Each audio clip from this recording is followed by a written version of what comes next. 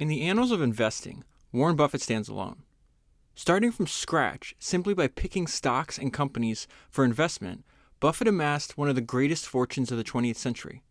Over decades, Buffett outperformed the stock market by a stunning margin and without taking undue risks of suffering a single losing year. This is a feat long proclaimed to be impossible.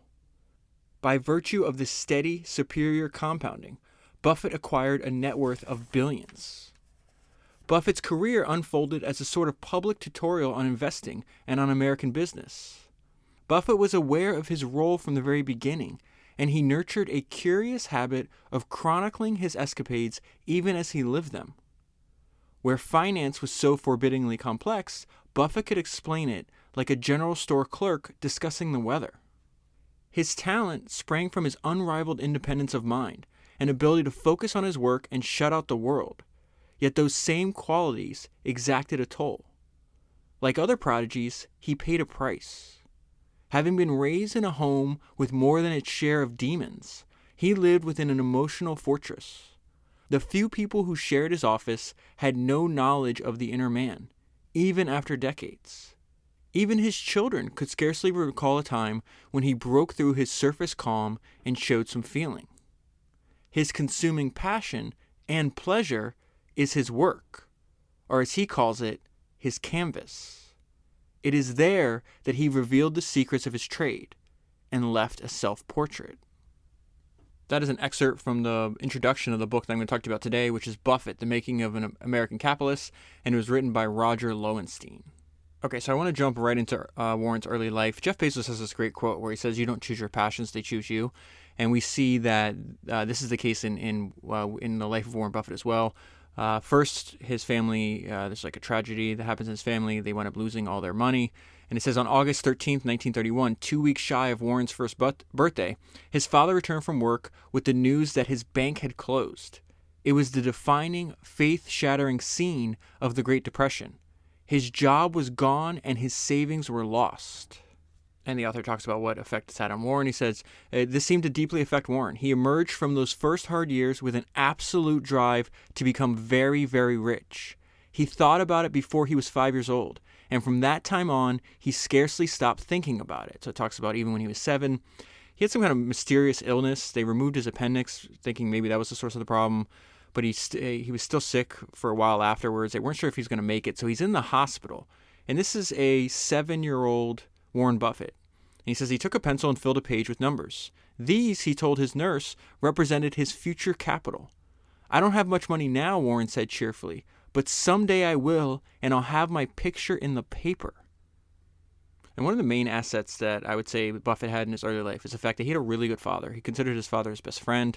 And the author talks a little bit about their relationship here. It says, Howard Buffett was determined that Warren would never repeat his own experience of hardship. He resolved that as a parent, he would never follow the example of Ernest and demean his son. So let me pause right in the middle of this paragraph. Ernest is Warren's grandfather. He's the one that ran the Buffett grocery store. Charlie Munger, not only did Warren work there when he was younger, so did Charlie Munger.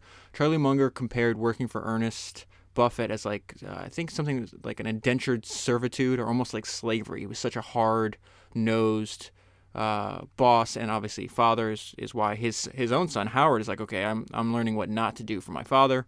And he says he unfailing, now back to Howard and Warren, he unfailingly expressed confidence in Warren and supported him in whatever he did. Howard also stressed a principle that was more enduring than any of his political opinions, the habit of developing independent thought. With his children at his side, Howard would recite a favorite maxim from Emerson, and this is the quote from Emerson here. "The great man is he who in the middle of the crowd keeps with perfect sweetness the independence of solitude." And Howard Buffett also conveyed one of the greatest ideas I've come across. I learned this idea when I read another biography on Buffett called The Snowball. It's all the way back on Founders 100. It's about the idea between an inner scorecard and an outer scorecard. I've never forgotten it since I've heard him describe it. I'll get to that more in a minute. First, I want to tell you about the first time Warren starts investing in the stock market. He's 11 years old at the time. And it says he took the plunge and bought 3 shares of City Services. He paid $38 a share. City Services plunged down to 27. He sweated it out, and the stock recovered to 40, whereupon Warren sold, netting after commission his first $5 profit in the market. Directly after he sold, this is the important part, Citi Services climbed to 200, so 5x where he sold it from. He says it was his first lesson in patience. Okay, so let's get to the dark side. The author in the introduction mentioned that he was raised in a house with demons. A lot of that comes from the mental instability of his mother, Leela.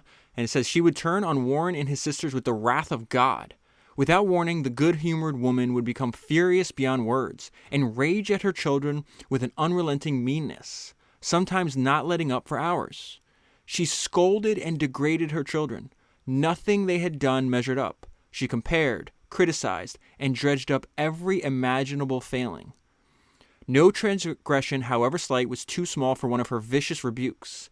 Even when they had committed no crime, her imagination supplied one. And we see in this next anecdote that she continued to do this even later in life because she's doing it with Warren's kids, with her grandkids. Once, one of Warren's sons was home from college and called Leela to say hello. She suddenly lit into him with all her fury. She called him a terrible person for not calling more often, and detailed his supposedly innumerable failings of character, and went on for 2 entire hours. I would have hung up on her after 2 minutes. When Warren's son put down the phone, he was in tears. Warren said softly, this is just a hell of a statement, listen to this, "Now you know how I felt every day of my life." Later, Warren's son, Peter, would wonder if his father's success was driven in part by the urge to get, this is why I'm reading this whole section to you, in part by the urge to get out of the house. The question is unanswerable, but he had the urge from somewhere. Warren would tell his friends that he would be rich before he was 35. He never came across as being a braggart. He just had this conviction about himself. And so let me go back to that idea I referenced earlier, which is one I think is one of the most important ideas to remember, and that's Howard Buffett's idea of having an inner scorecard versus an outer scorecard. He had an inner scorecard. His wife had an outer scorecard. So an inner scorecard means that you make decisions based on what you feel is best, and then you live with them. An outer scorecard is you're making decisions based on what other people will think. So Leela Buffett was constantly worried about what will her, in terms of not only her behavior, but the behavior of her children. Oh, what would the neighbors think? What would the friends think? What will other people think if I do, X or Y, whatever the case is? Whereas her husband was capable of independent thought, like, okay, this is what I want my life to be. This is the decision. This is what's important to me. And I'm willing to deal with the consequences, both negative and positive, from the decision I'm making. And so Howard made sure to take the time to explain the difference to his son. I don't know if he ever compared and contrasted the way he makes his decision versus the way Warren's mother did. But that's something Warren, and it's talked about a lot in this book, the fact that he liked being different. He figured out who he was, what he wanted to do in his life, and then he went after that. And I think that's a huge lesson for all of us to internalize. And so he knew right from the very early age, okay, this is what I'm going to do. I'm going to be an investor. I want to accumulate and be as rich as possible I can. On this page, he's finding motivation and insights from reading, something he does his entire life, and then another reminder that passion is infectious. He would bury himself in his favorite book. He's still a kid at this time. 1,000 Ways to Make $1,000. He seized on the book's advice to begin whatever schemes one might, but by all means, don't wait. He talked up his financial exploits with a contagious passion, and when Warren Buffett talked, his friends perked up their ears. He didn't persuade his friends to join him so much as he attracted them. This is how his father describes it. A fireball, as his father said, drawing moths, which is really interesting. He's, I think, 12? Maybe he's a teenager at this point. And think about this idea. He's talking about his financial exploits. He's teaching. He's breaking down complex subject matter and making it easier to understand. And then he's attracting a bunch of people to go and listen to him talk. I mean, what is the Berkshire Hathaway annual meeting? Thousands, maybe tens of thousands of people travel from all over the world to do exactly, now you're hearing a more advanced version of what essentially Warren was doing when he was a teenager. And then let's go back to this idea that you just find a lot of insights and inspiration and good ideas from reading. There's a quote from Warren Buffett in the book Poor Charlie's Almanac, and he says, I read everything. Annual reports, 10Ks, 10Qs, biographies, histories, 5 newspapers a day. On airplanes, I read the instructions on the back of the seats. Reading is key. Reading has made me rich over time. And we see this resolve to be extremely wealthy and to have the independence that wealth brings. is something he talks about constantly. He talked about constantly in his childhood. Before I get there, I just want to read one sentence from Charlie Munger. And Charlie's talking about Warren's grandfather and what it was like working in the store. He says, nobody ever loafed. You were just goddamn busy from the first hour of morning to night. So both Warren and Charlie hated working for Ernest. So we're still in Warren's childhood. He's talking to his dad's business partner's wife. She made him, he's staying with them at this time. I think his dad's probably in Washington. And he said he declared that he would be a millionaire by age 30. And if not, I'm going to jump off the tallest building in Omaha. And so she's asking him, she's like, why do you have this drive to make so much money? And I thought his reply was really interesting, and I'll tell you what it made me think of. It's not that I want money. It's the fun of making money and watching it grow. And the note I left myself is if your work is fun, you'll do it more often. And the more you do something, the better you get at it. There's a quote that I love from the founder of AngelList, Naval Ravikant, and it's something I try to internalize myself. He says, find work that feels like play. What feels like play to you but looks like work to others. So remember that quote, because there's a couple other excerpts from this book where that's exactly what Warren did. Everybody's like, this is so boring. You're reading, thousands of annual reports. You're reading 10Ks. You're going through all this stuff. And there's nothing else that he'd rather be doing. For him, it wasn't work. It was fun. And it's just extremely hard to compete with somebody like that. And this is an example of Warren being a misfit with an inner scorecard. This is one of his classmates. I think he's in high school at this point. Most of us, she's describing Warren, most of us are trying to be like everyone else. I think he liked being different. He was what he was, and he never tried to be anything else. So that's probably the best description of what an inner scorecard means. He was what he was, and he never tried to be anything else. So when he was a teenager, not only was he investing in stocks, but he also was starting all these like small little side businesses. And this led him to believe that, okay, I don't want to go to college. And the only reason he ever went to college is because his dad told him he should. So it says his dad wants him to go to the Wharton School of Finance. And it says Warren replied that college would be a waste. He had delivered almost 600,000 newspapers. And in the process, had earned over $5,000. Not only was he delivering newspapers, but then he starts hiring building a network of other newspaper delivery boys. Money was coming in from newspapers, from Wilson Coin Operating. This is he put a bunch of coin operated games and machines and barbershops and other places. And then he winds up buying a farm. I think he was like 14 or 16 years old. It's in Nebraska. And he does a deal with the farmer where they split like the profits or something like that. And he says, so it's coming, he's got a newspaper business, the coin operating business, and a Nebraska tenant farmer. What's more, he had read at least 100 books on business. What else did he have? What in short did he have to learn? And this is the funniest part about everything I just told you. Warren was still 2 months shy of his 17th birthday. And he just had amazing levels of confidence, but he does wind up listening to his father. He considers, again, his father is the biggest influence on his life and his best friend. This time, though, Howard had been wrong. Despite Wharton's fine reputation, its curriculum was lacking. Warren disgustedly reported that he knew more than his professors. His dissatisfaction, a forerunner of his general disaffection for business school, something he talks about over and over again in shareholder letters, was rooted in their mushy, overbroad approach. That's such a great sentence. Mushy, overbroad approach. His professors had fancy theories, but were ignorant of the practical details of making a profit that Warren craved. When I read that section, it reminded me, back on Founders number 140, I read the biography of Bill Gates. It's called Hard Drive. It covers, if you haven't read it, I highly recommend that book. It covers the first 35 years of Bill Gates' life and the creation of Microsoft all the way up until the IPO. But he said something in that book that was hilarious. And he says that he went to Harvard to learn from people smarter than him and left disappointed. So he's going to stay at Wharton for a while. He's going to give it a shot. And then he's like, forget this. He's not after prestige. And then when I read this section, well, let me read the section to you and I'll tell you my note. Warren came to the conclusion that there wasn't anything Wharton could teach him. And he was right.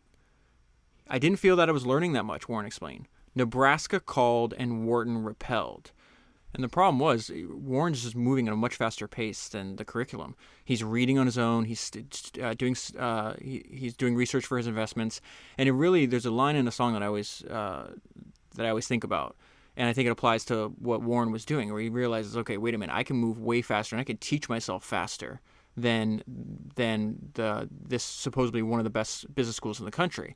And it's really all you need is a will to work hard and a library card, and no one can stop you. And in his day, it's a library card. In our day, it's the internet, books, and everything else. But there is no speed limit. You can go as fast or as slow and learn as much or as little as you want. Nobody's stopping you. Okay, so he's back in Nebraska and he finds the writings of what's going to be his first hero, his first blueprint, and that's going to be Ben Graham. And I would say Ben is one of the three most influential people he ever comes across in his life. I would say his father, Ben Graham, and Charlie Munger. So let's get into Ben Graham a little bit. Since Graham's writings did not explain in full the hold he had on his disciples. It was almost like the people that follow him, there's like this cult-like adherence and like attraction to Ben Graham. Unlike other Wall Street practitioners, Graham was open with his thoughts and freely shared his ideas. Wall Street interested in him merely as an abstraction. This is a very unique individual. I'm going to read something to you that in one paragraph that's going to illustrate that when I'm done with this section. In a field that was filled with narrow minds, Graham was also a classical scholar, a student of Latin and Greek, a translator of Spanish poetry, and the author of a Broadway play. Oddly, for one who revolutionized investing, he spent much of his time working on quirky avocations and inventions. And so they describe him like he's this kind of weird little, funny little guy. They say he's kind of ugly. But as one associate said, this is a fantastic description. Check this out. As an associate said, he was possessed of a spark. So Graham's magnum opus is going to be this book called Security Analysis. And this blew my mind, okay? So let me read this to you. When Security Analysis appeared in 1934, its 40-year-old author had gone 5 straight years without being paid.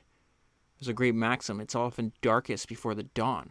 And think about how crazy that was. He wasn't making money for 5 years. He winds up writing a book that is going to influence generations of investors. And one of those is obviously Buffett. To Buffett, these ideas were the Rosetta Stone. Here was an approach to investing that required only the sweet independence that he had learned from his father. Buffett experienced it as a revelation, like Paul on the road to Damascus. Quite simply, he had found his idol.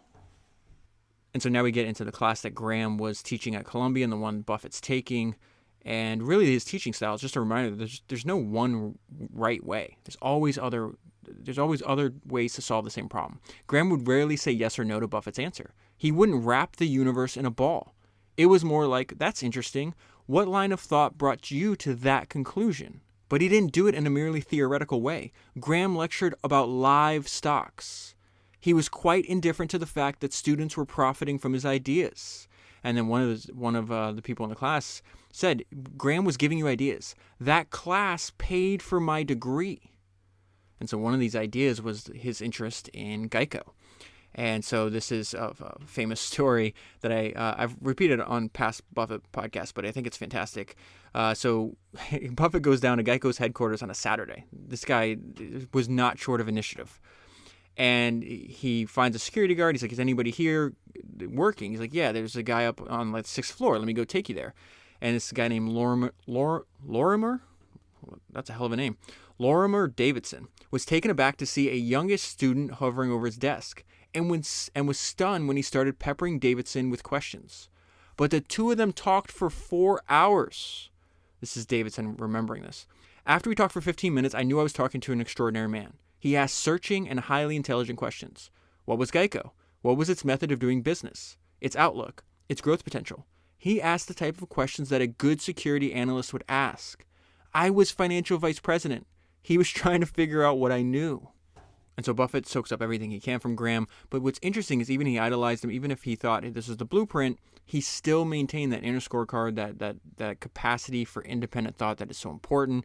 And this is a reminder that sometimes it's hard to take our own advice. Oddly, when Buffett graduated in 1951, both Graham and his father advised him not to go into stocks.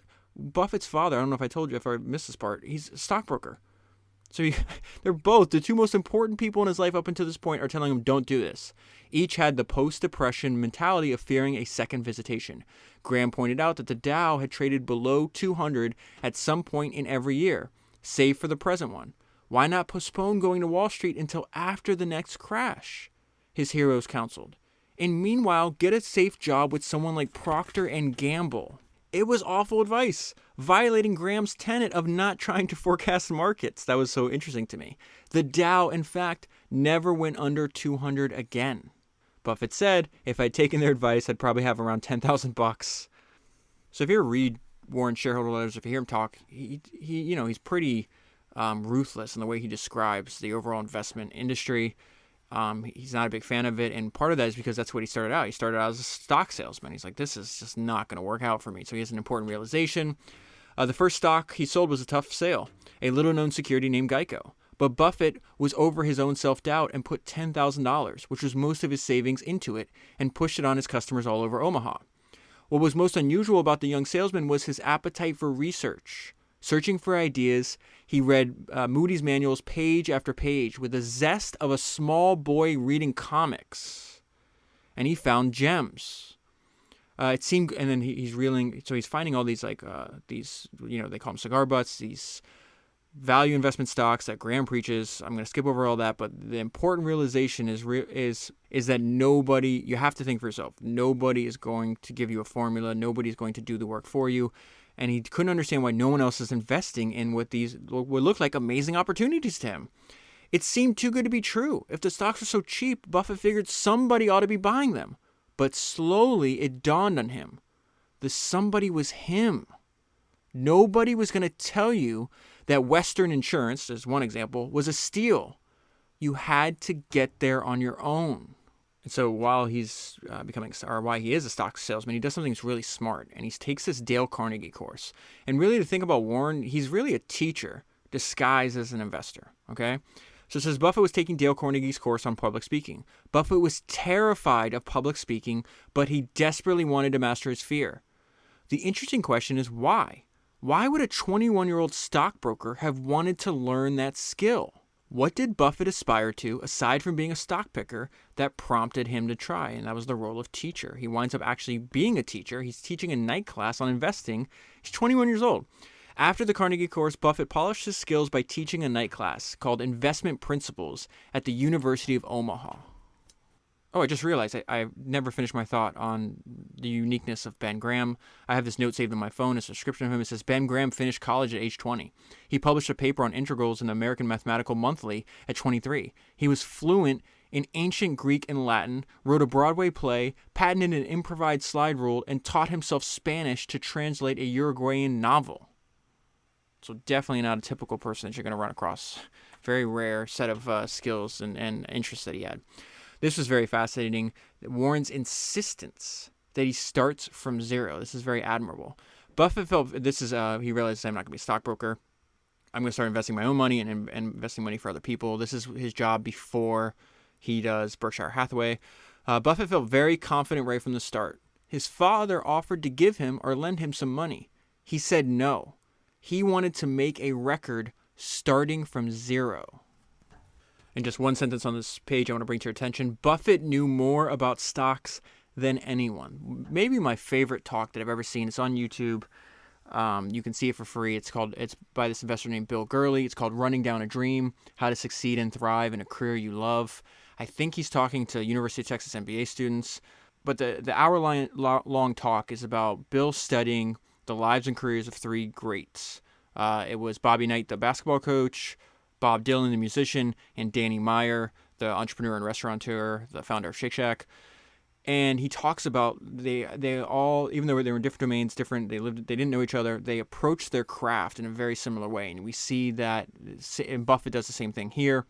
And there's just one quote that Bill is telling these students that I never forgot. And he says, listen, you should strive to know more than anyone else about your particular craft. And he's talking about this is not the difference between having an innate talent or being smarter than anybody else. It's literally just collecting more information.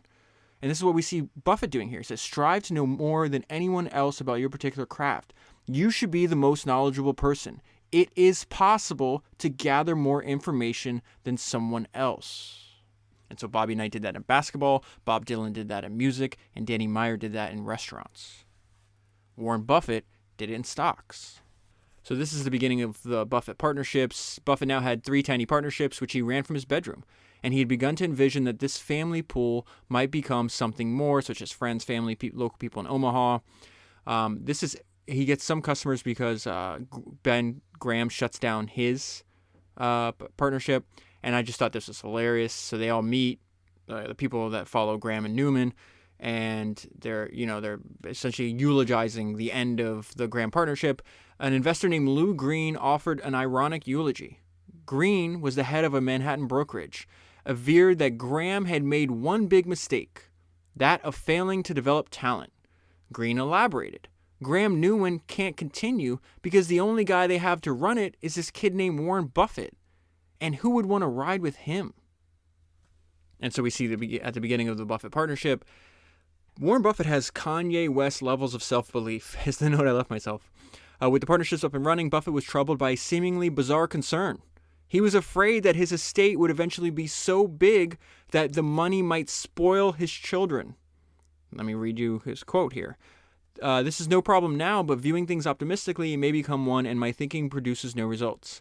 I'm sure I don't want to leave a barrel of money to my kids unless I do it at an elderly age when I have time to see what the tree has produced. However, how much to leave them and what to do with the balance bothers me considerably. Buffett was 26 years old when he wrote that. And so why is he talking about this? Because he knew that he would be rich, not just successful, but rich enough to have trouble figuring out what to do with it all. At a time when his accomplishments were modest, Buffett's awesome self-confidence was the thing that propelled him. He had no record as an independent operator. He had nothing on paper to indicate that he was worthy of people's trust. And he did not want mere discretion. So he's talking about these are all the requirements that he would put on people wanting his customers, people wanting Buffett to invest their money. He did not want mere discretion over people's money. He wanted absolute control over it. He wanted to answer to no one for his decisions on stocks. By now, Buffett was familiar with virtually every stock and bond in existence. That is a crazy sentence. It echoes that Bill Gurley quote. It is possible for you to know more. Line for line, he had soaked up the financial pages day after day. He had built up a mental portrait of Wall Street. He could measure each stone against the skyline, and there was no one else whose analysis he trusted better than his own. And so I would say it's relatively easy for Buffett to raise money because when you meet with him, it's very clear from hearing him speak. Okay, this guy's got a gifted mind. So he's meeting with this couple called the Davises. It says Buffett, and he's telling them all this stuff. Buffett would be open for business only one day a year. On December 31st, the Davises could add or withdraw capital. Otherwise, the money would be Buffett's to play with, and his alone. He presented this evenly, without an edge, but the message was clear. As badly as Buffett wanted the Davises' capital, he didn't want it on any terms but his. And so they agreed to invest with him. And he also can tell them with a straight face that I have skin in the game. Like, if I make a bad decision, I'm going to be harmed more than you. Buffett was not asking the Davises to gamble alone. Buffett's money would be on the same horse. If his results were mediocre or worse, Buffett would get zilch. No salary, no fee, nada. He was working virtually all the time and loving every minute because his work feels like play, to go back to that Naval Ravikant quote. Buffett insisted on not disclosing his stocks because this is something we see over and over again, that when you have something good going, it goes against human nature to tell people about it, but it's a smarter move. So just be quiet. Buffett insisted on not disclosing his stocks because he was afraid that someone would copy him, thus making it more expensive if he wanted to buy more. And in other words, if you can't keep your mouth closed, you invite unwanted competition. He wouldn't talk to anyone. His talent, this last sentence made me jump out of my chair. His talent lay not in his range, which was narrowly focused on investment, but in his intensity. His entire soul was focused on that one outlet. And we see more contrast with the way everybody else does things, and the way Buffett does it. If you read his shareholder letters, he's constantly saying, okay, this is how most CEOs or capital allocators think. This is why they think that way, and this is why I think they're wrong, and this is how I think. It's it is just a gigantic lesson on the history of American business. If you read the shareholder letters, they're remarkable. And really just think of Warren Buffett as difference for the sake of it. Virtually every other stock person in the country chatted up ideas with nary a second thought. The author just got done telling us he's not telling anybody anything. He won't even tell people the people he's investing their money, much less outsiders. He just he's like, I have an inner scorecard. I know what I'm doing. And he winds up being proven obviously correct about this. So I don't need to tell anybody. But Buffett was different. He was possessive. I'm running over my own point here. He was possessive about stocks. Like an artist with an unfinished canvas. He would tell his stories of his coups in the market only after they wrapped up. More on how he was working at this point. I would say he continues this trait he's still doing it till this day. He did not draw the usual line between work and other activities. One of my favorite quotes ever. I'm going to read it to you here. This is the quote. I thought of this quote when I read that line. A master in the art of living draws no sharp distinction between his work and his play, his labor and his leisure, his mind and his body, his education and his recreation. He simply pursues his vision of excellence through whatever he is doing and leaves to others to determine whether he is working or playing. That's a great description of Warren Buffett and his approach to his work, or like he says, his art, his canvas. Go back to this idea that it's possible for you to know more. The good ones know more is a quote that I learned from David Ogilvy. Bill Gurley again. I'm just going to use that quote again. It is possible to gather more information than someone else. This made me laugh. So there's this guy who comes in. I'm not going to run over my point. Let me read it to you. There was this guy named David Strassler. He was a New Yorker whose family was in the business of fixing distressed companies. Strassler flew into Omaha to look into buying some windmill company. I think that Buffett had an investment in. Buffett picked him up at the airport. Now here's Strassler describing this experience with Buffett. I had the typical attitude of a New York guy meeting a hayseed. I had gone to Harvard, and I'd studied at MIT. I had just finished working out some deals. I was feeling pretty good. After we'd been driving a little bit, he started asking me questions about a company in which my family had a majority interest. Only about 2% of it was public. I'm still not sure how he knew about it. Then he started asking me questions about the balance sheet. He knew the balance sheet better than I did. That stopped me totally cold. Strassler invested on the spot. And around this time in his life, he starts to become friends with Charlie Munger. So just a little bit about Munger, who I think is probably the single wisest person as far as like living a good life. I think Charlie just has a lot of wisdom. In his speeches, his writings, the books that are written about him, they're worth the investment in time that it requires. He's just a really fascinating mind that he has. They're describing though, Munger was something of a snob and highly judgmental, but he had a deep sense of ethics. His smarts were matched by a Churchillian, so Winston Churchill, self-assurance and an exuberant enjoyment of life. This is hilarious. Asked once if he could play the piano, Munger replied, "I don't know. I've never tried." Buffett saw in him a kindred intellect and blistering independence. Buffett said that he and Munger thought so much alike it was spooky. But unlike so many of Buffett's friends, and this was part of the attraction, Munger was not in awe of him. And Buffett was so enamored of Munger that he urged him to adopt his own line of work. Munger's an attorney at the time. He kept telling him that practicing law was a waste of his talent, and Munger did not disagree. And a quote from Munger here, "Like Warren, I had a considerable passion to get rich, not because I wanted Ferraris. I wanted the independence. I desperately wanted it." Okay, so I want to bring your attention to something that Warren does here that's extremely smart, and he's thinking about investing in Amex, American Express. And they're in a crisis at the moment, right? And I'm going to skip over. They wind up doing this guy. Amex is doing business with this guy named DeAngelis. He winds up borrowing money, betting the house on vegetable oil futures and losing. And they're on the hook for like tens of millions. I don't know, maybe $150 million. And so from the outside, it looks like Amex might be going out of business. And Warren's like, but to him, he thought the opposite. He's like, well, I think I can make some money here because I understand that this panic was temporary.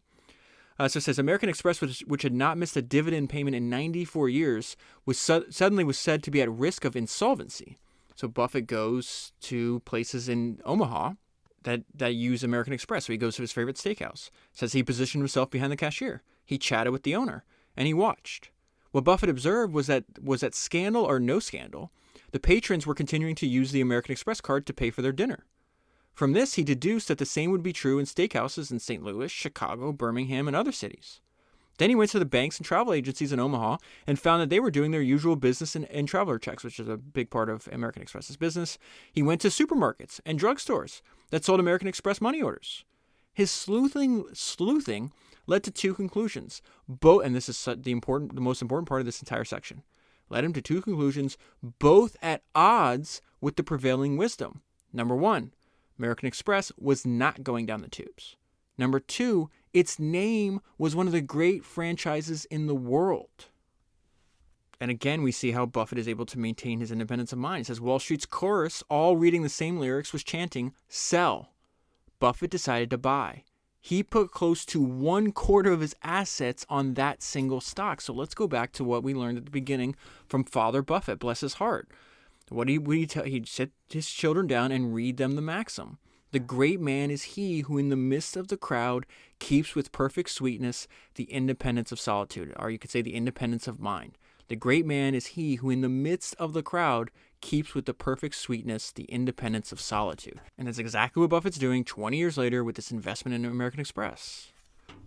And so Buffett's going to talk over and over again about this idea that we're infected with groupthink. We're not thinking, we're actually copying people. He's not a fan of committees. He's not a fan of large groups. This is something we've seen over and over again in the biographies that we've studied for this podcast. And this section really is a trait that we can all copy, and that's intense focus on our own development. Nobody's going to develop for us, right? We have to do it ourselves. Buffett blamed the committee process and groupthink that was prevalent on Wall Street. Quote from him. My perhaps jaundiced view is that it is close to impossible for outstanding investment management to come from a group of any size. Excellence comes from formidable individuals is the note that I left myself. That this whole section reminds me of the Apple design process that we learned about without Steve Jobs. And the Joni, I said it again. His name's Johnny. Johnny Ive book, 179 maybe. It was a couple weeks ago. It's right there in your podcast player. But he talks about this. If you haven't listened to that podcast, go back and listen to it. The book's also fantastic too. But he talks about the difference, the night and day difference between the Apple design process when it was led by a formidable individual like Steve Jobs, as opposed to when it was led by just a committee after committee of just useless people. Such decision via consensus tended to produce a sameness from one fund to the next. We got one life to live, one shot at this experience of life. Do we want to do it just so we can build a business or a career that's the sameness from one fund to the next, or one business to the next, or one life to the next? No way. Back to Warren Buffett. We derive no comfort because important people, vocal people, are great numbers of people agree with us. Nor do we derive comfort if they don't. What is he saying? We think for ourselves. And he just constantly, he's not, I don't think he's being malicious when he says this. It is interesting to me. And he's got great wit in his writing as well. But he just constantly rails against all the way other people, whether it's business schools or Wall Street, or they're teaching their craft, their method of investing. He's like, this is an example of that. He's like, I just don't agree with it.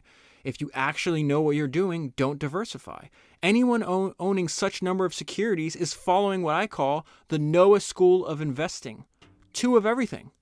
Such investors should be piloting arcs. So now we get to the point in Warren's life where unfortunately his father passes away, his best friend leaves him. I'm going to read the paragraph to you, and then I'm going to read my note. 500 mourners attended Howard's funeral. Warren sat through it silently. When Buffett returned to his office, he hung a large-size likeness of his father on the wall facing his desk. But his best friend was gone. And then I left myself as a North Star for my own life. Will your kids hang up your picture when you're gone? Back to this idea about thinking of your life's work as this giant canvas. They referred to his office as the temple. His work was a canvas, a work of art. Part of his work part of his success lay in Buffett's relentless focusing on his craft.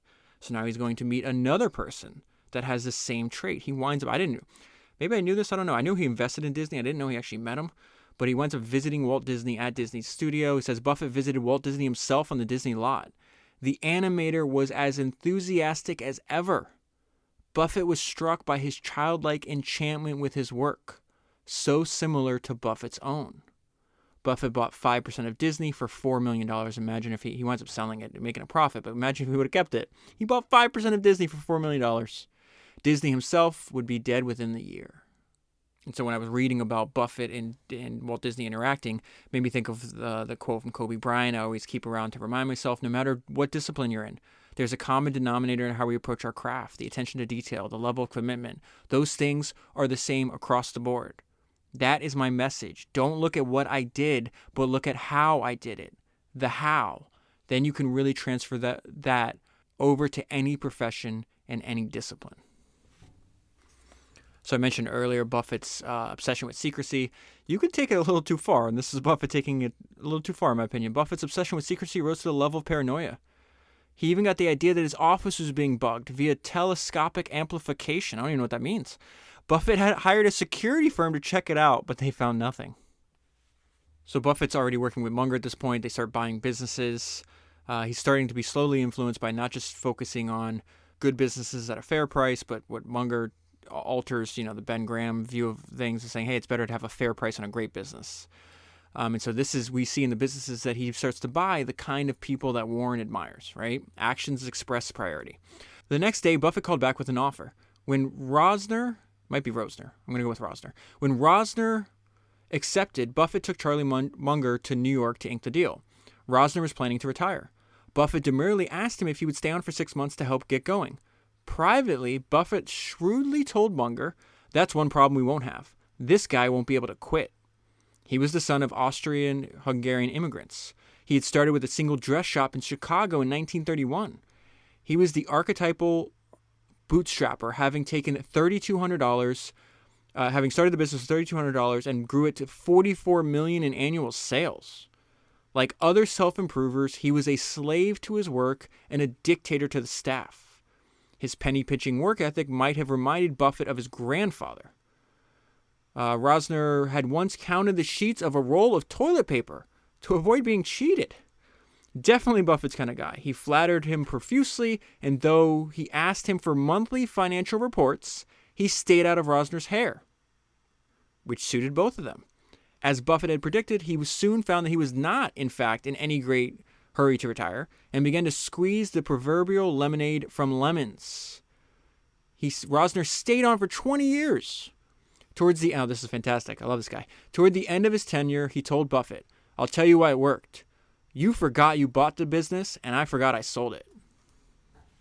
So this was surprising. Buffett was reading Keynes. John Maynard Keynes is best remembered as a macroeconomist, but Buffett read him for his considerable insight into markets. Indeed, Keynes' career in some way prefigured Buffett's. I wonder what that means. My wife bought me she bought me a bunch of biographies, and one of them is of John Maynard Keynes. It's been sitting on my table for, like 6 months or something. I haven't read it. But if Buffett's reading it, maybe I should. Maybe me and you can learn something, right? Early on, Keynes lost large sums speculating in currencies, corn, cotton, and rubber. Then he renounced his sins and became an apostle of long-term selective investing. He pursued the market with a calm. I didn't even know this about him. He pursued the market, which I guess is an indicator I have to read the biography, don't I? He pursued the market with calm, devoting to it an hour in bed in the morning, yet compiling a stellar record for his own account and for that of King College. His speeches at the annual meetings were celebrated in London of the 1930s for their impact on market prices. Okay, so I'll keep that in mind. Maybe I'll read the biography and make it into a future episode. This is Buffett on crowds, or why you must think for yourself. I mean, this is just what the whole book is about, right? One sees in Buffett a strongly similar suspicion of public opinion. But they're still echoing the similarities between Buffett and Keynes. Buffett viewed a crowd as a potential source of a sort of intellectual contagion. It was the author of acts and feelings which, rather than being a summing up of the parts, no one individual among the crowd would have subscribed to alone. That's why I avoid them. Buffett illustrated this with an allegory about an oil prospector who arrived at heaven's gates only to hear the distressing news that heaven was reserved. That the part of heaven was reserved for oilmen was full. Given permission by St. Peter to say a few words, the prospector shouted, "Oil discovered in hell!" Whereupon every oilman in heaven departed for the nether regions, and impressed, St. Peter told him that now there was plenty of room. Quoting Buffett, the prospector paused. "No," he said, "I think I'll go along with the rest of the boys. There might be some truth to the rumor after all." I already mentioned this, but this is a better way to describe it. In Munger's view, it was better to pay a fair price for a good business than a cut rate for a stinker. Oh, this sentence is fantastic. This guy's asking, how are you so successful? the Buffett partnership and everything else. Jack asked, how do you do it? Buffett said he read a couple thousand financial statements a year. So that made me think of a quote from Munger. What are you intensely interested in? Do that for a living. And then again, go back to that Naval quote. What feels like play to you but looks like work to others. It's a great way to think about the best opportunity to pursue. Oh my goodness, what is going on here? I have a ton of notes on this page. Buffett is 34. We are already seeing his blueprint. A lot of thinking on this page. Let me read it first. I have no idea what's going on here. All right, nor was Buffett interested in total profit as an isolated number. Okay, so we're seeing his blueprint. What counted was the profit as a percentage of the capital invested. That was the yardstick by which Buffett would grade his performance. This is manager of one of the businesses that he bought. This guy had been reared, like most managers, to think of growth as an absolute good. Buffett's idea was new, but he grasped that it was pivotal to Buffett's capitalist credo. Buffett put it in terms that he could understand. I'd rather have a $10 million business making 15% than a $100 million business making 5%, Buffett said. Why would he say that? Because the absolute dollars is more. 5% on 100 million is greater than 15% on 10. Because I have other places I can put the money. He leaned on the manager to keep the inventory and overhead as low as possible. Buffett also followed through with his promise of autonomy. He told him not to bother with quarterly projections and other time wasters. Buffett sculpted the relationship to get the most out of it with a minimum of personal contact. Buffett didn't linger on the phone. And this is the manager, I'd give the results and Buffett would remember them forever. The manager's freedom had one boundary. Only Buffett could allocate capital. Okay, so here's my summary. Now I can read all these notes to you. It says optimization of profit per dollar invested, a fundamental understanding of opportunity costs, and we see that where he says I have other places to put the money. Gentlemen, watch your costs. I think that's either Henry Clay Frick or Andrew Carnegie. They were working together at the time, but they both talk about it, so I guess that quote could be any of them. I think it might be Frick. No work about work, just work. And that's the section where Buffett's like, hey, don't give me these quarterly projections. You're wasting your time. We saw this with Elon Musk in the early days of SpaceX.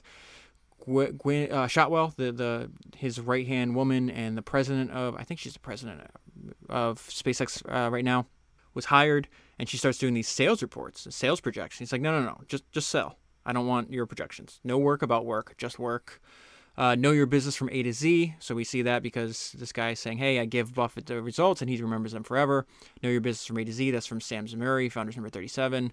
And only Warren decides where the money will go. So this is the early days of Berkshire Hathaway. Starts out as a textile company.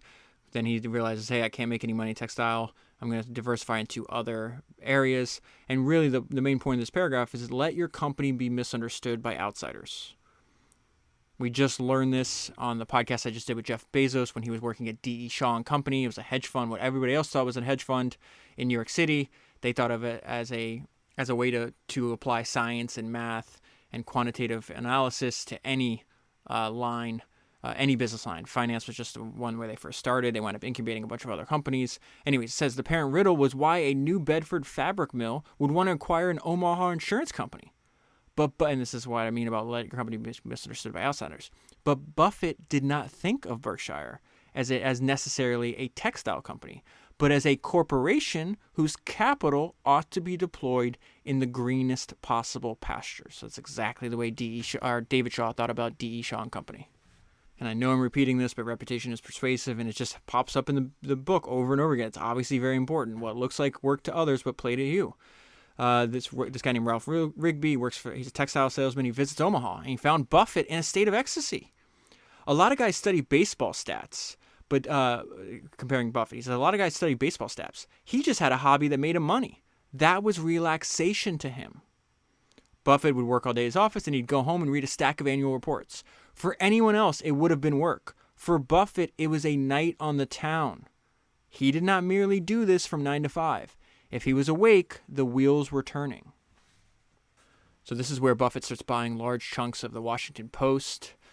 And really the summary of this entire section is that making decisions based on what other people thought, what other people might do is nonsensical. As the price fell further, so the stock price of Washington Post is dropping, everybody's running, Buffett runs in, right? Buffett continued buying. Unknown to the public, Berkshire was the largest outside investor in the Washington Post. This was the dominant media property that he craved. The Post was run by Katharine Graham. I think that's founder's number 152. I read her autobiography, which is fantastic. The Post owns 4 television stations, Newsweek magazine, and newsprint mills.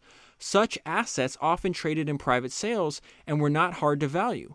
Buffett figured that they were worth $400 million. That's just side businesses, right? Or the other businesses besides the newspaper. But the stock market was valuing the entire company at $100 million. And this is where we see Buffett comparing the way he thinks about this, the way other people are thinking about it. The people selling, professional fund managers, would not have disputed those numbers. Why then were they selling? Quite simply, they were afraid that the shares would drop further. They were afraid that other people might sell. And so this is what Buffett says. It's a lot different going out there and telling whoever owns the television station that because the Dow is down 20 points that day, he ought to sell the station to you a lot cheaper. But in stocks, he's saying you wouldn't do that in real life, right? But in stocks, everyone is thinking about relative price. When we bought 8 or 9% of the Washington Post in 1 month, not one person who was selling to us was thinking that he was selling us $400 million for $80 million. They were selling to us because communication stocks were going down, or other people were selling, or whatever reason. They had nonsensical reasons. So right around this time, he also starts investing in advertising agencies. It's because I read Buffett shareholder letters that I was introduced to David Ogilvy, who I've been obsessed with since then because he started buying Ogilvy and Mather, and he talks about, hey, this David guy's a genius. And so I was like, all right, well, if Warren says he's a genius, I should investigate. Discovered he was accurate. But the point of this section I'm reading to is because sometimes the real right answer is the opposite of the perceived right answer. So he's talking about why he likes these businesses. To Buffett, the lack of assets, because you're buying an advertising agency, they don't have like physical plants or anything else, right? To Buffett, the lack of assets was a plus because the profits flowed directly to the owners. The Wall Street wisdom was directly the opposite. There was no there, just some English majors fiddling with slogans. Theoretically, this is what Wall Street thinks. Theoretically, anybody could do this. So there's a quote in here from this guy, and there's a huge bear market, and the market collapsed in 1972 and 1984. And in a bear market, people just keep selling, they're scared it's going to go worse. So they kind of like self-fulfilling prophecy. They say keep selling, and he talks about this is the time to get out, is what this Wall Street insider is saying. And the author's like, it needs repeating, the ideal time to be a hero. And the note I left myself is a summary of what's happening on this page. This is something the author does a lot in this book. He will quote someone, say, listen to what they are saying, then point out the truth is exactly the opposite of what they're saying. And so during this bear market, Warren's constantly exposed to all these people saying, this is the worst time ever, sell. And this is just really great writing and a reminder that the outside world is just largely an outside distraction, and Warren chose to mute the world. He could not size up how the country's problems would influence the shares of the Washington Post. His genius was in not trying. Civilization is too varied, its dynamics far too rich for one to foresee its tides, let alone the waves that affect security prices. Wars would be won and lost, prosperity would be hailed as everlasting and bemoaned as never recurring, as would politics, hemlines, and the weather enjoy their seasons. Analyzing them was Wall Street's great game and its great distraction. In its floating salon, everything was interesting and nothing was certain. The president, the economy, the effect of OPEC on sales of Pepsi Cola. None of these would substitute for critically evaluating an individual stock. When you purchase a share of Washington Post stock, ultimately you would not be rewarded on the basis of whether war broke out in the Middle East. You were buying nothing more, nothing less than a share of the business, a claim on the future profits of its publishing and television assets. Yet if you knew what the Post or any one business was worth, it rang with the clarity of a single note. That was the sound Buffett strained for. Nothing else mattered. Least of all, the thousands of voices debating the future.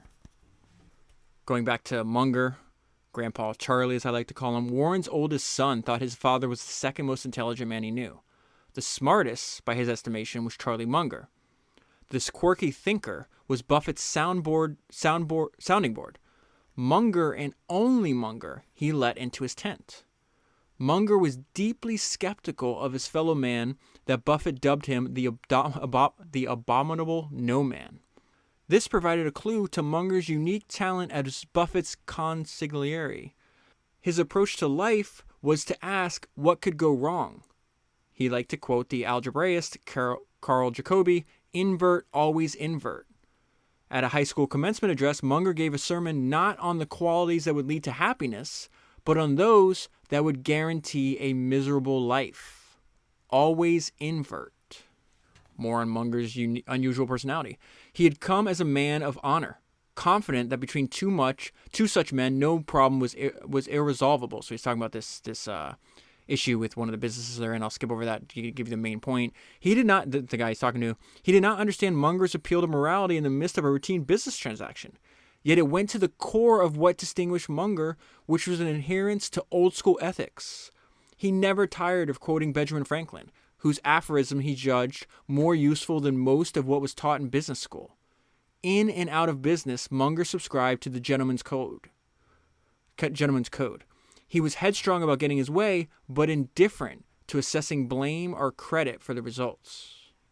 Charlie is very funny, but very pompous. He believes in the aristocratic point of view, that there is a select group of accomplished, talented people in the world, and that he's one of them. So he's got a giant ego.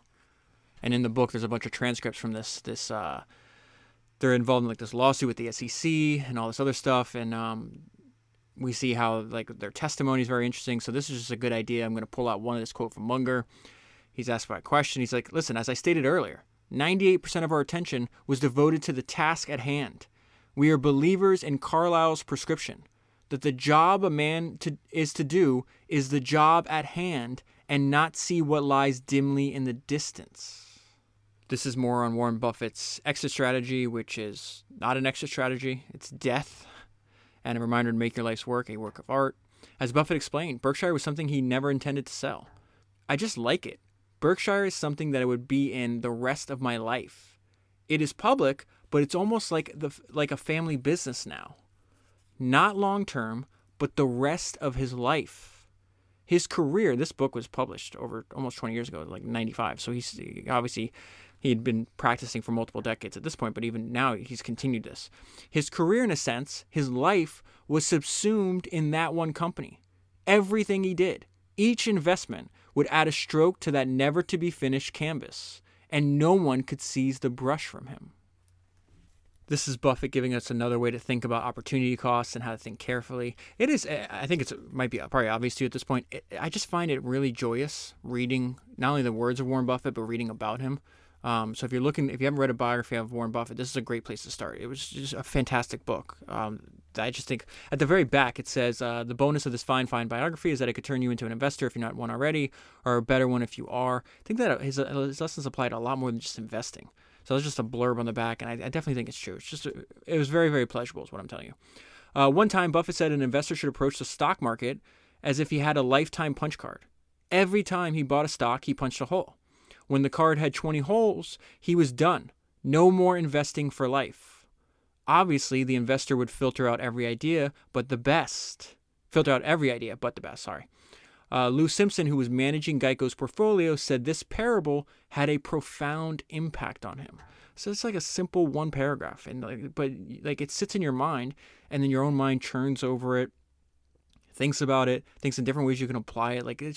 He's a very gifted communicator. So every time he bought a stock, he punched a hole. When the card had 20 holes, he was done. No more investing for life. Obviously, the investor would filter out every idea but the best. And if you're not working on your best idea, you're doing it wrong. So let's go back to the idea of comparing and contrasting the way Buffett approaches things to the way like the media does. This is a piece that was written in 1979. It's called The Death of Equities, right? And I'm going to tell you, this reminds me of the Gell-Mann amnesia effect, which I'll read to you as well. That shares were cheap was distinctive proof that the market was not merely down but dead. This is what Business Week is saying, okay? Quote, for better or worse, the U.S. economy probably has to regard the death of equities as a near permanent condition. That was written in 1979. This is ridiculous. Buffett could not have disagreed more. The same week, he penned an essay for Forbes, attacking the herd instincts of pension fund managers and their age-old rationalization. Quote from Buffett here, the future is never clear. You pay a very high price in the stock market for a cheery consensus. Uncertainty actually is the friend of the buyer of long-term value. So he's saying it's the exact opposite of what you're writing about. Now, great quote, one of my favorite ideas, Gell-Mann amnesia effect, written and succinctly described by Michael Crichton, I think is how you pronounce him. So it says, briefly stated, the Gell-Mann amnesia effect is as follows. You open the newspaper to an article on some subject you know well. In Murray's case, physics. In mine, show business. You read the article and see the journalist has absolutely no understanding of either the facts or the issues. Often, the article... Now, check this out. This sentence is exactly what we just saw with Buffett. How crazy is this? Watch this. Often, the article is so wrong, it actually presents the story backward, reversing cause and effect. I call these wet streets cause rain stories, and the newspaper is full of them. In any case, and here's why this is such a pervasive effect, though, and why you're just better off ignoring these sources. In any case, you read with exasperation or amusement the multiple errors in a story, and then turn the page to national or international affairs and read it as if the rest of the newspaper was somehow more accurate than the baloney you just read. You turn the page and you forget what you know. This is more on Buffett shareholder letters. You can buy the Kindle version for $2.99, and you can. I have the hard copy, like the big book, the one that's like the size of a textbook, but I also have the Kindle version too, because like just having to be able to like search for any terms you want in the Kindle version, and I do that just on the Kindle app, the iPhone app on my phone. I think it's no brainer $2.99, but this is talks about they're weird, like their uniqueness is part of what makes them so attractive. In his letters, he found his stage. He would seize on an aspect of Berkshire, a wrinkle in its accounting, a problem in insurance, and veer off into a topical essay. In respect, the letters were corporate oddities. They were replete with sardonic observations on sex, greed, human fallibility, and himself. The syllabus was that of the Harvard Business School, but in the spirit of Benjamin Franklin's Poor Richard's Almanac. Jack Byrne, who knew Buffett, had the sensation as he read the letters of the scales falling from his eyes. Richard Azar, a young entrepreneur from Trinidad, who did not know him, experienced an epiphany when he was 19. Azar wrote, God sent a blessed gift to me that came in the form of Berkshire Hathaway's annual report. One explanation is that these tours through American capitalism and the exploits of Berkshire had no parallel. Tycoons there had been, and also men of letters. But here in one package was J.P. Morgan writing with the irreverence of Will Rogers. What set the essays apart was his knack for unbuttoning a complex subject and clearly explaining it. And it's through these letters that we understand his philosophy, which I think everybody should have their own personal philosophy on how they approach their craft. This section, I'm going to read a paragraph to find your tribe, find the people who share your mission. This paragraph got me fired up. Most CEOs do not have such a philosophy, nor is it a matter to which they give much thought. But Buffett, why would you not think about this? It's 1/3 of your life. Come on. But Buffett had thought about it quite a bit. He was consciously trying to assemble a tribe of like-minded shareholders who would focus as he did on long-term value. If people bought for reasons that had nothing to do with value, such as a stock split, so too would they one day sell. As much as possible, Buffett wanted to dissuade such infidels from becoming his partners. This suggests the depth of Buffett's commitment to Berkshire. It was a job to him in the sense that England was a job to Churchill. That's fantastic writing. So now I got to tell you about Rose Blumkin. Note I left myself as simple. I love this woman. Rose Blumkin, known to Omaha as Mrs. B, was patrolling the store in her golf cart. She motored down the aisle, haranguing an employee and gesturing with her arms with the vigor of a woman half her 89 years. Buffett reckoned that he would rather wrestle grizzlies than compete against her, and that's why he'd come. Buffett asked her if she'd like to sell the store. Mrs. B said yes. How much? Buffett said. $60 million, Mrs. B spat out. They shook hands, and Buffett drew up a one-page agreement. Buffett's biggest acquisition by far. Mrs. B, who could not write in English and could barely read it, made a mark at the bottom. Merely a few days later, Buffett presented her with a check. She folded it without a glance and by way of concluding matters declared, Mr. Buffett, we're going to put our competitors through a meat grinder. So well did Mrs. B incarnate Buffett's business ideal, she seemed to have sprung from the pages of his letters as though he had invented her, to illustrate the plain virtues that he most admired. Mrs. B had the toughness, determination, and common sense that Buffett had seen in his grandfather, in the retailer Ben Rosner, and in other Buffett heroes. She was born in the late 1800s in a village in Tsarist Russia. She and 7 brothers and sisters slept in one room on straw. She helped in her parents. I think it's her. She helped in her parents' store from the age of 6. They had no money for school. She never saw the inside of a classroom. At 13, she talked her way into a job at a dry goods store. At 16, she was running the store. In the desperate winter of 1917, with Europe aflame and Russia tottering, she boarded the Trans-Siberian Railroad, and at the Chinese frontier, a Russian guard stopped her. Mrs. B, who did not have a passport, told him she was buying leather for the army and promised to bring him a bottle of vodka on the return.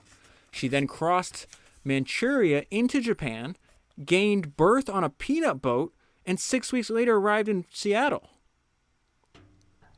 She makes her way to Omaha, starts selling furniture out of her basement. At the age of 44, she scratched together $500 and rented a storefront. Thinking big, she dubbed it Nebraska Furniture Mart. Her method was her motto: sell cheap and tell the truth. Brand name manufacturers considered her ultra-low prices bad for business and refused to supply her. But Mrs. B was an adroit bootlegger. She would hop a train where retailers such as Marshall Field would sell their excess merchandise to her a little above cost. When she applied for credit, the banks would refuse her with a snicker, out of which experience Mrs. B developed an enduring hatred of big shots. What kept her going was her will. She worked 7 days a week, 52 weeks a year, never a day off. In 1949, Mohawk, the carpet manufacturer, hauled her into... This is freaking crazy. Check this out. This made me laugh too. In 1949, Mohawk, the carpet manufacturer, hauled her into court, accusing her of violating fair trade laws. Mohawk set a minimum retail price on its carpets of $7.25 a yard. Mrs. B was charging only $4.95. And this is her response. So, what's wrong with that? Case dismissed. The next day, the judge walked into Nebraska Furniture Mart and purchased $1,400 worth of carpet from her. Mrs. B's formula was irresistibly simple. She bought in volume, kept expenses bone trim, and passed on the savings. That sounds like Costco. Typically, she sold at 10% above her cost, but was known for making exceptions. When a young couple came in misty-eyed at the prospect of their own convertible, Mrs. B, who had memorized the wholesale price of every item, would slash her price on the spot, and that couple would come back. Oh, okay. I see what she was doing there. She's optimizing for return business. And this investment by Buffett winds up paying off. It says, in fact, Buffett made about as much money in 15 months in furniture that he had made in 19 years in textiles. And this next part is something that Buffett is really well known for, really quick. The fact that he doesn't have a schedule. This guy calls him saying, hey, when can I stop by? Buffett replied, come by any time. I don't have a schedule. And so what he'll do is he'll refuse to say, okay, hey, can we meet in 2 weeks? He's like, I don't know. Call me the day before. And if I'm not doing anything the next day, then I'll meet with you. But he optimizes for the flexibility to work on the most important thing and not just fill up his calendar with future obligations that he may not want to do at the time the obligation comes due. Talks about the early days of the Berkshire annual meetings, and there's a financial planner that was living in Jackson, Mississippi. He's having a conversation with his wife, and really the summary of this section is never underestimate inspiration. His wife said in astonishment, "You're going to spend $1,000 to go all the way to Nebraska to hear a man talk?" And his response, "Buffett energizes me." Part of Buffett's genius lies in ignoring the unimportant. This ability of Buffett to cut through the clutter suggests a certain genius. Buffett focused so exquisitely on his object, and his simplicity was a counterpart to that genius. He recognized that layers of added executives would blur his focus. Much of the work, he put it in quotation marks, they might accomplish would be unnecessary work. A Buffett aphorism, that which is not worth doing is not worth doing well. So it talks about, this is in the 80s, Berkshire had the same size portfolio as a Harvard endowment, and yet it says, by contrast, the person running the Berkshire portfolio is just him, but Warren Buffett and Bill Scott's working part-time, okay? By contrast with this 1.5-man band, the Harvard University Endowment, which had roughly the same size portfolio, had a staff of more than 100. This is Buffett's guide to finding stocks, talking about Coca-Cola. Coca-Cola, as Buffett maintained, was as close to sure thing as he had ever seen. Buffett's guide to finding such a stock could be summarized quickly. Pay no attention to macroeconomic trends or forecasts. Focus on long-term business value. Stick to stocks within one circle of competence. Look for managers with owner-like care and thoughtfulness. Study prospects and their competitors in great detail. The vast majority of stocks would not be compelling, so ignore them. When an investor had conviction, show courage and buy a ton of it. And it's in this section where he gives us a simple way to identify a great business. He could reduce Coke's virtue to a sentence. If you gave me $100 billion and said take away the soft drink leadership of Coca-Cola in the world, I'd give it back to you and say it can't be done. And this is Charlie Munger on Buffett's style being learnable. Munger said the Buffett style was perfectly learnable. Quote from him, "Don't misunderstand. I do not think that tens of thousands of people can perform as well as him. But hundreds of thousands can perform quite well, better than they otherwise might." And I'll close with this great paragraph. If we have lost the people with Emersonian inner conviction, it is because we have lost the fixed stars that formerly guided them. The modern relativism has reduced us all to being timid specialists, peeping out from cubbyholes marked growth and derivative. For similar reasons, the lack of intrinsic value systems, educators waffle and juries seem unable to convict. They retreat, as it were, into ambiguity, complexity, and cacophony. Where one conviction is lacking, 1,000 opinions will do. Indeed, they become a necessary recourse. Our captains seem the smaller for it, not only on Wall Street, but in industry, education, government, and public life in general. Buffett, in contrast, seems the larger for his rare independence. As he expressed it, "I don't have to work with people I don't like. There are few people, CEOs and statesmen included, who could say the same." We see him in his inner sanctum, without advisors or lackeys, opposite the framed and fading newspapers and the looming picture of his father, who counseled him towards just such sweet Emersonian solitude. Hours pass without interruption. The telephone scarcely rings. And the way I summarize the section, and I think the most important lesson from this biography, is that Warren Buffett created his dream job by understanding who he was and what he was good at.